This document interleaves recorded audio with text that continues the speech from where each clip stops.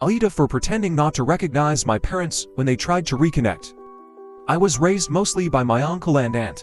My older sister developed a serious illness. I was 6 and my parents decided that they couldn't care for both of us, I guess, so they kind of unceremoniously dumped me. My grandparents and my uncle took me in.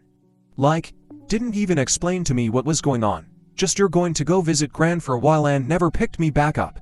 My grandparents and uncle explained it later, and they were pretty livid at my parents. I've seen my parents maybe 5 times since then, and not at all for the last 9 years.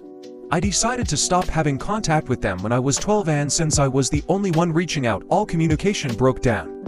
It turned out okay. I love my aunt and uncle, and it turns out they can't have kids, so they've always said I'm their miracle kid. I was just misrouted by the stork at first. I was formally adopted by them when I turned 18. I wish it had been earlier, but there were some red tape, things that would have made that really expensive and difficult. I'm 21 now. My sister passed away between Thanksgiving and Christmas, and I made a trip back from school for the funeral, but I stayed in the back and left before my bio parents could talk to me.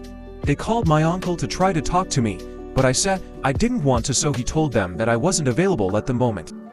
They finally caught up to me over Christmas when I went to midnight mass with my gran, and approached me and tried to give me a hug. I did recognize them, but I pretended not to and just backed off and said, "Sorry. Do I know you?" They said, "We're your parents," and I said my parents are at home, and went and sat down with my gran.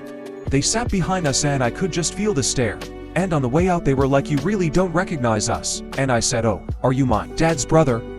I think I remember you from when I was little." My gran thinks they deserved it, trying to come back to me like nothing happened. That they wrote me a long letter about how hurt they are and how I should understand that they were trying to do the right thing and how they'll always be my parents and I can't change that.